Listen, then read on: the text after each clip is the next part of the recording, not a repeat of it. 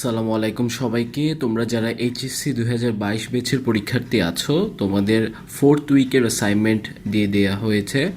ওয়েবসাইটে তোমরা দেখতে পাবে, ওখান থেকে ডাউনলোড করা হয়েছে। এটা আবারও নিউটনীয় বলবিদ্যা থেকে তোমাদেরকে ফিজিক্স অ্যাসাইনমেন্ট দেওয়া হয়েছে। এই উদ্দীপকটার সাথে কিন্তু তোমাদের এর আগে যে নিউটনীয় বলবিদ্যা থেকে অ্যাসাইনমেন্টটা দেওয়া হয়েছে ওইটার সাথে মিল আছে, ঠিক আছে? তো যারা ওইটা করো নাই, আমার চ্যানেলে ওই ভিডিওটা আপলোড করা আছে, প্রথমে ওটা দেখে নিতে পারো, তারপর এটা করলে ভালো হবে।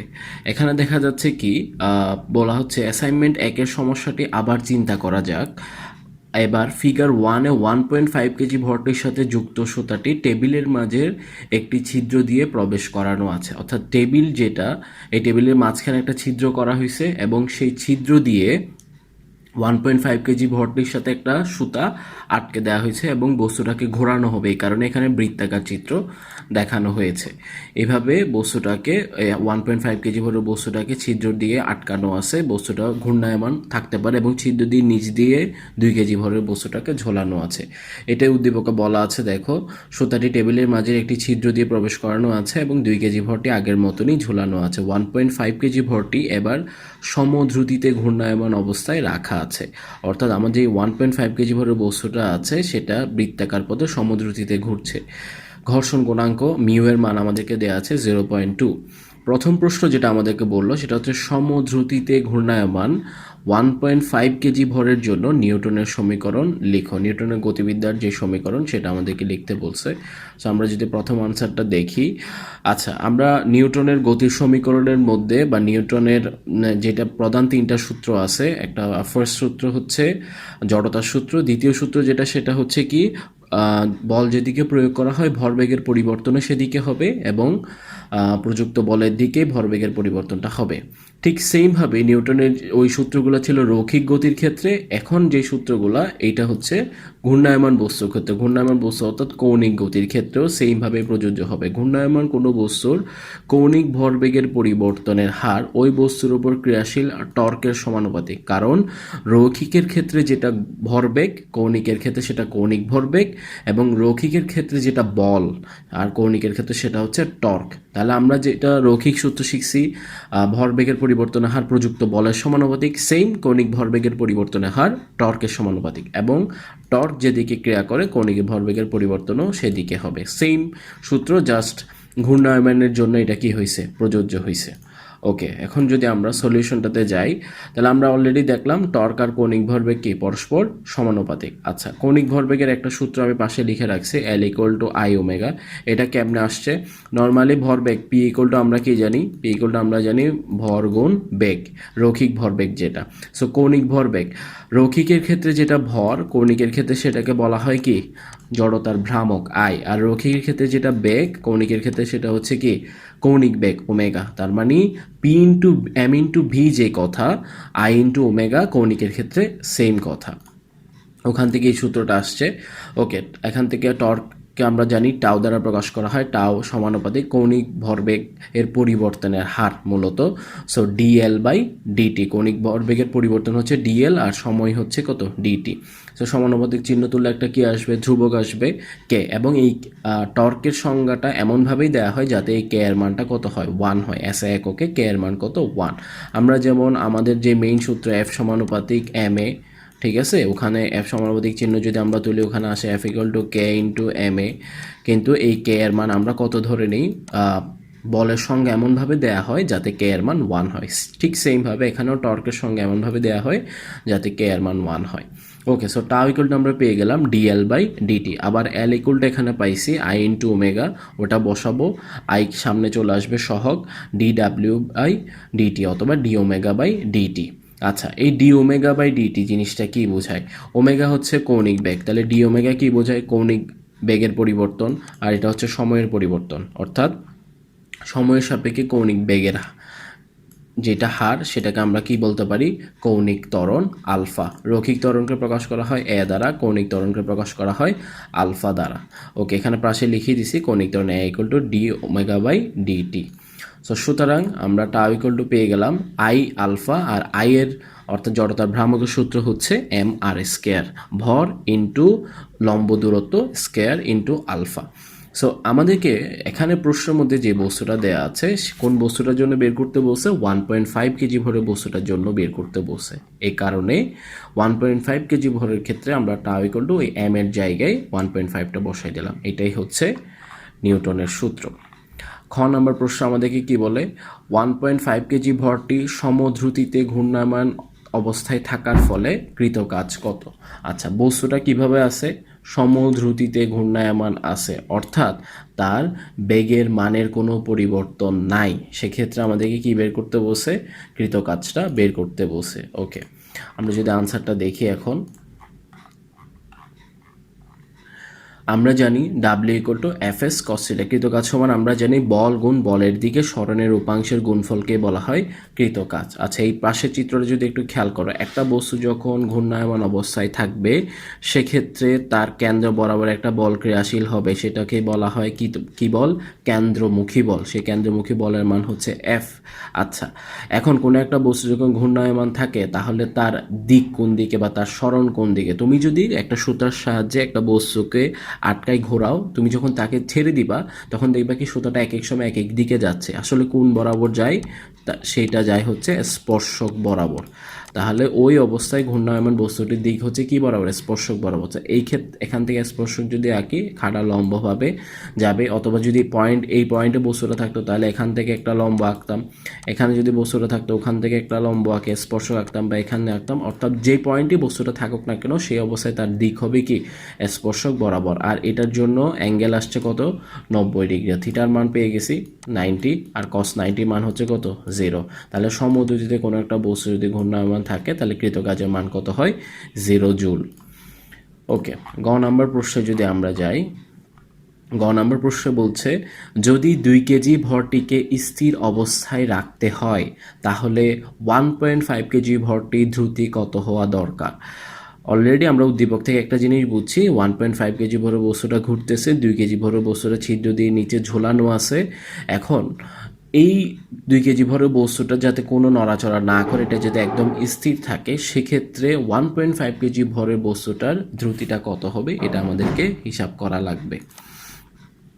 ওকে, আমরা যদি দেখি এখানে একই চিত্রটা আমি আবার আঁকলাম, কিন্তু এখন দেখো 2 কেজি ভরের বস্তুটার ওজন W equal to M G, ওজন সবসময় কোন দিকে ক্রিয়া করবে, ওজন নিচের দিকে ক্রিয়া করবে। আর যেহেতু এই বস্তুটাকে এখানে একটা সুতার সাথে আটকানো আছে, তাহলে এই বরাবর তার কী ক্রিয়া করবে, টান বল ক্রিয়া করবে।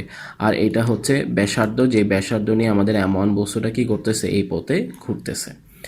ওকে, সো এখন M2 বস্তুর জন্য আমি চিত্রটা একটু আলাদাভাবে আঁকলাম। M2 বস্তুর ওজন M2 ইন্টু জি, নিচের দিকে ক্রিয়া করতেছে আর উপরে ক্রিয়া করতেছে কি, টান বল টি।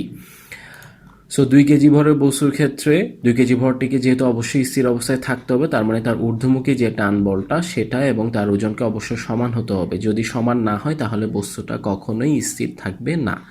ওকে, এমন বস্তুটির ক্ষেত্রে সুতার টান সমান কি, কেন্দ্রমুখী বল। এই যে M1 যে বস্তুটা আছে সেই বস্তুটা যখন ঘুরবে সে অবশ্যই কেন্দ্র বরাবর একটা কি দিবে, বল প্রয়োগ করবে। সেই বলটার নামই হচ্ছে কেন্দ্রমুখী বল। আবার যেহেতু সেই বস্তুটাকে আমি একটা সুতার সাহায্যে ছিদ্রের মধ্যে আটকে রাখছি, তার মানে ওই সুতাটা আসলে যত টানে বস্তুটাকে কেন্দ্রের দিকে আকর্ষণ করবে ওটাই আসলে তার কি, কেন্দ্রমুখী বল। সেজন্য এখানে লেখা হয়েছে M1 বস্তুটির ক্ষেত্রে কেন্দ্রমুখী বলটা আসলে কি হবে, সুতার টান। সো আমরা জানি কোনো একটা বস্তু যদি ঘূর্ণায়মান হতে হয় তাহলে তার যেমন কেন্দ্রমুখী বল দরকার, ঠিক সেইমভাবে কেন্দ্রবিমুখী বলও দরকার। এবং কেন্দ্রমুখী এবং বিমুখী বল সমান হলেই কিন্তু সেক্ষেত্রে বস্তুটা সমদ্রুতিতে ঘুরবে। যদি সমান না হয় সেক্ষেত্রে বস্তুটা সমদ্রুতিতে ঘুরবে না। সো আমরা কেন্দ্রবিমুখী এবং কেন্দ্রমুখী বলের সূত্র যেটা জানি, F ইকুয়াল টু mv²/r।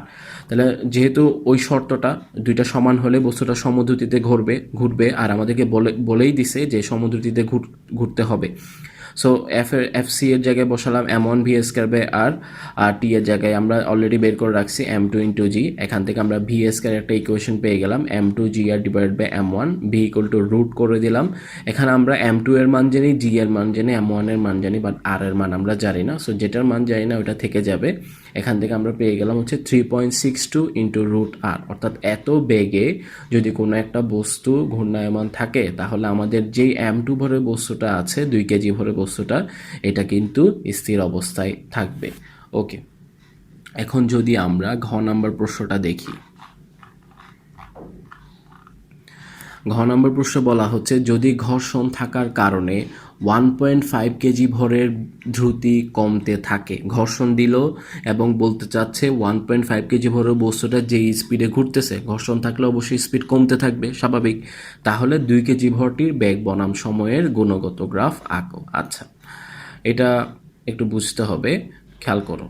ঘর্ষণ থাকার কারণে এমন বস্তুটি কিছু সময় পর থেমে যাবে। সাপোজ তোমরা যদি একটু খেয়াল করো, একটা বস্তু ধরো এটা হচ্ছে বৃত্তাকার পথ, একটা বস্তু এই বৃত্তাকার পথে ঘূর্ণায়মান অবস্থায় আছে, বস্তুটা ঘুরতেছে। এখন যদি বিপরীত দিক থেকে তার মধ্যে ঘর্ষণ বল ক্রিয়ারত হয়, তাহলে আস্তে আস্তে তার বেগের মান, সে যত স্মুথলি যে বেগে ঘুরতেছিল সেই বেগে কিন্তু আর ঘুরতে পারবে না, আস্তে আস্তে তার বেগটা কমতে থাকবে, কমতে থাকার ফলে তার ঘূর্ণায়মান যে পথটা আছে ওইটাও আস্তে আস্তে হ্রাস পেতে থাকবে এবং একসময় গিয়ে তার যেই বৃত্তাকার পথে সে আসলে ঘুরতেছিল সেই পথটা পুরোটাই ভ্যানিশ হয়ে যাবে, অর্থাৎ সে আর যখন তার বেগের মান একদমই শূন্য হয়ে যাবে তখন কিন্তু সে আর বৃত্তাকার পথে কী করবে না, ঘুরবে না। সেক্ষেত্রে এই যে বস্তুটার এখানে যেমন আমাদের উদ্দীপক চিত্রে একটা বৃত্ত ছিল, দেখো এখানে সেই বৃত্তটা আমি আর আঁকি নাই, অর্থাৎ ওই বৃত্তটা কিন্তু এখন ভ্যানিশ হয়ে গেছে, ওই রাস্তাটা আর নাই, কারণ তার বেগের মান শূন্য হয়ে গেছে। সেক্ষেত্রে কি হবে, সেক্ষেত্রে চিত্রটা আসলে আমাদের প্রথম যেটা অ্যাসাইনমেন্ট ছিল ওই রকম একটা চিত্রে কনভার্ট হয়ে যাবে। এই চিত্রটা একটু ভালোভাবে খেয়াল করো, এখান থেকে এটা এখানে শিফট হয়েছে, ঠিক আছে। যেহেতু বস্তুটা ঘর্ষণের কারণে তার বেগের মান কমতেছে, কমতে কমতে একসময় বৃত্তাকার পথটা আর থাকবে না, তখন বস্তুটা এই পথে নিচের দিকে কি করবে, চলে আসবে, একটা ত্বরণে সেই পথে নিচে নেমে যাবে, যেহেতু ছিদ্রটা এইদিকে আছে সেই ছিদ্র বরাবরই চলে আসবে আর M2 বড় বস্তুটা আরও নিচের দিকে পড়ে যাবে। ওকে, তাহলে এখন আমরা টেবিলটা যদি কল্পনা করি, এটা ধরো টেবিল, এটা হচ্ছে সেই ছিদ্রটা, ঠিক আছে। ছিদ্রটার দিকে এখন M1 ভরের বস্তুটা এগিয়ে যাচ্ছে, কারণ তার এখন কোনো ঘূর্ণায়মান অবস্থা নাই এবং M2 ভরের বস্তুটা নিচের দিকে গতিশীল। M1 ভরের বস্তুটা এখন টেবিলের উপর রাখা আছে, যদি আমরা হিসাব করি তার ওজন M1G নিচের দিকে ক্রিয়া করতেছে, একইভাবে M2 ভরের বস্তুটার ওজন M2Gও নিচের দিকে ক্রিয়া করতেছে। টেবিল আমার M1 ভরের বস্তুটাকে একটা প্রতিক্রিয়া বল দেবে, আর ইকুয়াল টু M1 ইন্টু জি, প্রতিক্রিয়া বলের সূত্র আমরা জানি। কোনো একটা বস্তুকে যখনই কোনো একটা তলের সংস্পর্শে রাখা হয় সেই তল কিন্তু ওই বস্তুটাকে একটা প্রতিক্রিয়া বল দেয়। ওকে, এখন আমার এমন ভরে বস্তুটা যেহেতু ছিদ্র দিকে গিয়ে যাচ্ছে, তাহলে ওই বরাবর টান বল হচ্ছে কত, টি। আর এই বস্তু যেহেতু নিচের দিকে যাচ্ছে তার বিপরীত দিকে টান বলটা কত, কারণ এই দিকে বিপরীত দিকে এমন ভরে বস্তুটা তার সাথে আটকানো আছে, বিপরীত দিকে টান বলটা হচ্ছে এটাও টি, এবং দুইটা টান বল অবশ্যই কী হবে, সমান হবে। আর এই টোটাল রেজাল্ট হিসেবে আমাদের বস্তুদ্বয় ত্বরণে কি নিচের দিকে নামতেছে। তোমরা যদি অ্যাসাইনমেন্ট 1-এ যাও, আমরা কিন্তু অ্যাসাইনমেন্ট 1-এ এই ত্বরণটাই বের করছিলাম, যেটা আবার আমাদের এই প্রশ্নও বের করতে হবে, না হলে কিন্তু আমরা গ্রাফ আঁকতে পারবো না। এখানে নতুন যে জিনিসটা দেখা যাচ্ছে, দেখো ঘর্ষণ বলটাকে আমি এফ অফ কে ধরে নিছি, সেটা বিপরীত দিকে ক্রিয়া করতেছে, যার ফলেই আসলে দ্রুতির মানটা কমে গেছে। এখন এফকে অর্থাৎ ঘর্ষণের সূত্র আমরা জানি, ঘর্ষণ গুণাঙ্ক ইন্টু প্রতিক্রিয়া বল, ওখান থেকে মিউ ইন্টু M1 ইন্টু জি আমরা পাই। M2 বস্তুটার ক্ষেত্রে এটা ফার্স্ট অ্যাসাইনমেন্টগুলোতে বিস্তারিত ব্যাখ্যা করছে, ওখান থেকেও দেখে নিতে পারো। M2 বস্তু যেটা, এই বস্তুটার ক্ষেত্রে তার ওজন নিচের দিকে ক্রিয়া করতেছে, তার বিপরীত দিকে ক্রিয়া করতেছে টি, তাহলে লব্ধিটা কত হবে, M2G minus T equal to কত পাবো, M2 ইন্টু এ, অর্থাৎ আমাদের মোট তার যেটা ওজন সেটা থেকে যদি আমি তার বিপরীতমুখী টান বলটা বিয়োগ দিই, তার কার্যকরী বলটা আমরা পেয়ে যাব। একইভাবে এমন বস্তুর ক্ষেত্রে যদি খেয়াল করো, এমন বস্তুর ক্ষেত্রে বস্তুটা কোন দিকে গতিশীল, সামনের দিকে চলে যাচ্ছে, ঘর্ষণটা কোন দিকে, বিপরীত দিকে, তাহলে আমরা টান থেকে ঘর্ষণ বলটা বিয়োগ দেবো টি মাইনাস এফকে, ওখান থেকে আমরা পেয়ে যাব তার কার্যকরী বল কত, M1 ইন্টু এ। আচ্ছা, আবার টি এর মানটা আমরা কিন্তু এখানে দেখো এখানে হিসাব করে রাখছি টি এর মানটা, সেই টি এর মানটা এখানে আমরা বসাই দিলাম, এই যে টি এর মানটা আমরা এখানে হিসাব করছি ওই টি এর মানটাই আমরা এখানে বসাই দিলাম। বসানোর পর যেগুলো ত্বরণ আছে ওগুলোকে আমরা পাশাপাশি আনলাম, ত্বরণগুলো পাশাপাশি আনার পরে আমরা ওখান থেকে ত্বরণটা হিসাব করলাম। সো আমাদের ত্বরণ যেটা মান আসলো সেটা হচ্ছে 4.76 ms ইনভার্স 2। তোমরা যদি আমাদের ফার্স্ট অ্যাসাইনমেন্টটাও খেয়াল করো, ওখানেও দেখবা কিন্তু ত্বরণের সেম মানটাই আসছিল, কারণ এখন বস্তুটা ঘূর্ণায়মান অবস্থা থেকে যদি তার বেগ শূন্য হয়ে যায় কিন্তু সে তাহলে তার আগের পজিশনেই চলে আসবে।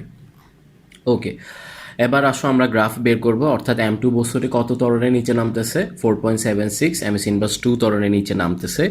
এখন M2 বস্তুর ক্ষেত্রে আমরা শেষ বেগ যদি হিসাব করি v equal two u plus at, first of all বস্তুটা স্থির ছিল, সেহেতু তার আদিবেগ কত 0। তো এখান থেকে আমরা পাচ্ছি ভি ইকুয়াল টু এটি, এ এর মানটা আমরা বসাই দিলাম, এটাকে আমরা 1 নং সমীকরণ দিলাম। এখন 1 নং সমীকরণ আমরা টি এর ভিন্ন ভিন্ন মানের জন্য বি এর ভিন্ন ভিন্ন মান পাবো, এগুলো বসাইলে একটা গ্রাফ কমপ্লিট হয়ে যাবে। সো 1 নং সমীকরণ থেকে টি যখন 0, ভিও 0, 1, 2 এগুলোর জন্য আমরা ভিন্ন ভিন্ন ভি এর মান হিসাব করলাম। তোমরা ক্যালকুলেটরে করলে এই মানগুলোই আসবে।